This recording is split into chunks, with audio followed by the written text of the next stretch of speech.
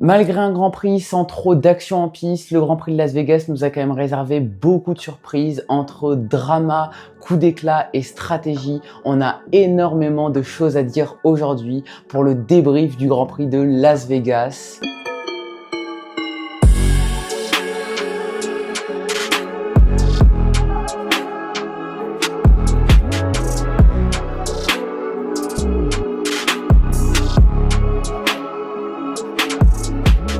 Bon, alors je commence ce débrief avec Williams qui ont fait un très bon week-end. Enfin, Carlos Sainz a fait un très bon week-end. C'était très difficile pour Alex Albon. Alors malgré le rythme incroyable qu'avait la Williams sur ce circuit, Alex Albon a connu un week-end très compliqué, à commencer par les qualifications. Il s'est crashé en Q1, il a explosé sa suspension. Il s'est d'ailleurs crashé au même endroit que Franco Colapinto l'année dernière, mais en tout cas voilà, son week-end commence très mal et la course n'a pas arrangé ses affaires puisqu'il a dû abandonner après un tas de problèmes. Pendant la course, il a perdu son aileron avant après un contact avec Lewis Hamilton, il avait des problèmes de radio, bref, Alex Albon a abandonné ce Grand Prix. Carlos Sainz, lui, a fait vraiment un week-end exceptionnel une nouvelle fois. P3 en qualification, avec un rythme tout simplement incroyable. Et en course, très bonne stratégie. Il s'est battu avec une McLaren et une Ferrari, celle d'Oscar Piastri et de Charles Leclerc, pour la P7 à l'arrivée, vraiment. Enfin, P5 avec la disqualification des McLaren. Vraiment, Carlos Sainz, il est en train de m'impressionner sur cette fin de saison. Il a un rythme incroyable, il bat régulièrement son coéquipier. Top, top Carlos Sainz, top.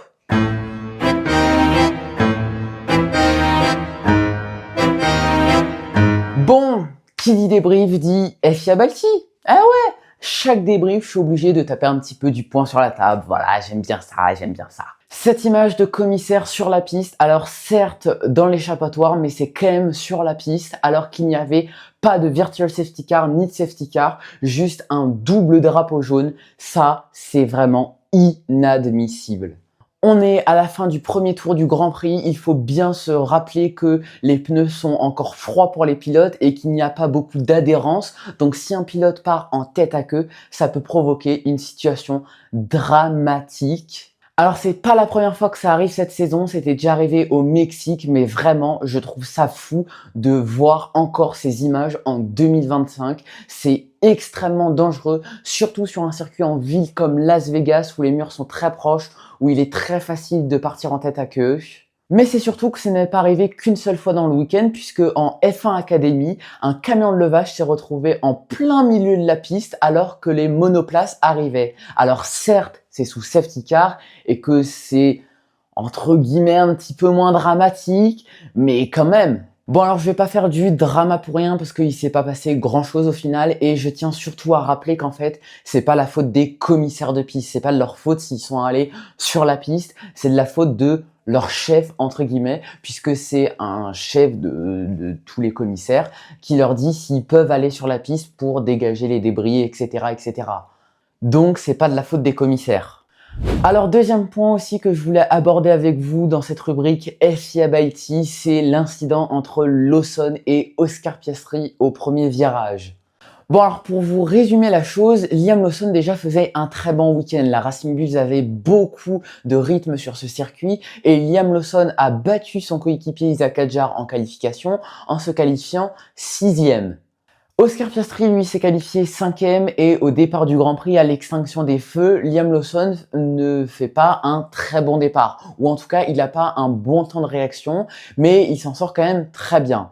Il se fait très légèrement distancer par Oscar Piastri en arrivant au premier virage. Du coup, il freine assez tard et comme la plupart des pilotes, eh bien, il s'est fait surprendre par la partie sale où il n'y a pas de grip. Il freine tard dans la partie où il y a le moins de grip, donc forcément, avec beaucoup de vitesse, il a foncé dans Oscar Piastri, tout simplement. Liam Lawson ne s'est pas pris de pénalité et comme je l'ai dit dans mon live avant-hier, je trouve ça complètement inadmissible puisque Oscar Piastri a fait la même action au Brésil et lui s'est pris 10 secondes de pénalité. Alors je comprends pas pourquoi on n'en met pas à Lawson. Alors peut-être que la FIA considère que Liam Lawson en arrivant au premier virage était à la hauteur du rétroviseur d'Oscar Piastri parce que c'était ça le motif pour le Brésil, hein. C'était qu'Oscar Piastri n'était pas à la hauteur du rétroviseur d'Antonelli.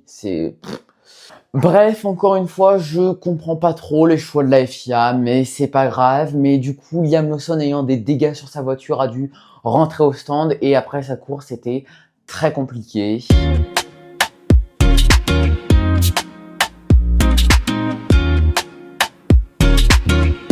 Bon, j'aborde Ferrari très rapidement parce que vraiment ça me fait mal au cœur pour eux. C'était vraiment encore une fois un week-end catastrophique. Vraiment, c'était peut-être le seul week-end où ils pouvaient aller chercher un podium cette saison, un dernier podium cette saison. Et malheureusement, non. Bon alors, P8 en qualif pour Leclerc, P20 en qualif pour Lewis Hamilton. C'est la première fois de sa carrière qu'il se qualifie en rythme pur, qu'il se qualifie 20e. Cette saison est vraiment catastrophique pour lui, ça fait vraiment mal au cœur de le voir se qualifier dernier de la grille de départ, surtout quand on voit que le dernier pilote Ferrari à s'être qualifié dernier en rythme pur, c'était Giancarlo Fisichella en 2009. Bref, pour continuer sur Lewis Hamilton, en course, il a fait un départ quand même exceptionnel. Il a gagné 5 positions dans le premier tour. Malheureusement, après, il n'avait pas le rythme pour remonter. Il a buté pendant des tours et des tours sur la Haas d'Esteban Ocon. Donc Lewis Hamilton termine 8e avec la disqualification des McLaren, mais c'est très décevant. Et aussi pour Leclerc, c'est décevant ce week-end. Qualifié P8, il termine P4 avec la disqualification des McLaren encore une fois et il passe à 190 millième du podium. Moi je dis Hagra. En fait, Antonelli, avec sa pénalité de 5 secondes, a réussi à créer un gap suffisant à 190 millième près pour s'assurer une 4e place, enfin un podium du coup. Encore une fois, ça fait mal au cœur et je pense qu'on ne verra plus Ferrari sur le podium cette saison. Le Qatar n'est pas forcément un circuit qui leur convient et je doute qu'ils terminent sur le podium à Abu Dhabi. Donc je pense que Lewis Hamilton va terminer à la saison sans aucun podium et je pense que c'est la pire saison de sa carrière définitivement. Ferrari est depuis le Brésil à la 4e place du championnat constructeur et je pense qu'ils vont en rester là, surtout avec les performances que fait Max Verstappen.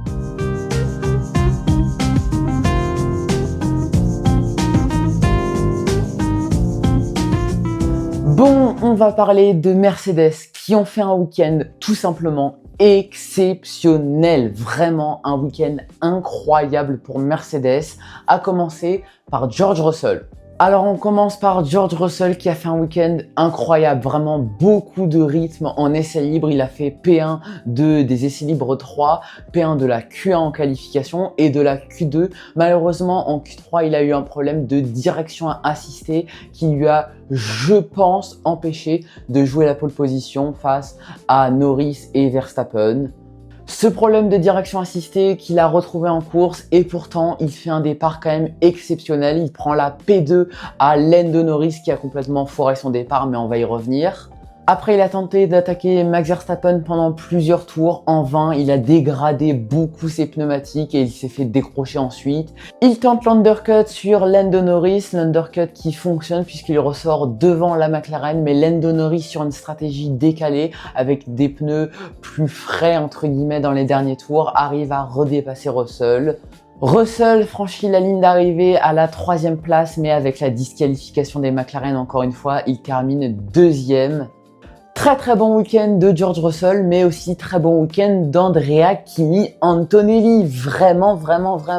Alors bon, les qualifications ont été compliquées pour lui sous la pluie. Il n'a pas réussi à passer le cap de la Q1 malheureusement. Il s'est qualifié 17e. En course, il a fait une course incroyable. Alors malgré une pénalité de 5 secondes pour jumpstart que je n'ai absolument pas compris. Sa course était incroyable, alors c'était le seul à partir en soft et au moment de l'intervention de la Virtual Safety Car dans les premiers tours de course, il a pu rentrer au stand pour mettre des hards. Il a fait tout le reste de la course avec ses hards, il était en gestion, il était parfait, Kimi Antonelli. Il est remonté jusqu'à la 4e place devant Oscar Piastri qui n'arrivait pas du tout à dépasser Antonelli. Donc Antonelli termine 4e, mais encore une fois avec la disqualification de Norris, il termine sur le podium, tout simplement incroyable. Il partait 17e, il termine troisième. Franchement, sur cette fin de saison, Antonelli est le meilleur rookie. Vraiment, il est régulier, il bat souvent son coéquipier. Et au championnat, il est 7e à seulement 15 points de Lewis Hamilton. Donc à suivre sur les 2 derniers Grands Prix de la saison, mais si Antonelli prend la 6e place au championnat à Lewis Hamilton, c'est quand même vraiment pas mal. Et je vous le dis, observez bien Kimi Antonelli en 2026 parce que il peut faire de très belles choses. Bref, Mercedes ont été très solides tout le week-end, ça score de gros points face à Ferrari et Red Bull et ils sont tranquillement en train de s'envoler vers la P2 au championnat.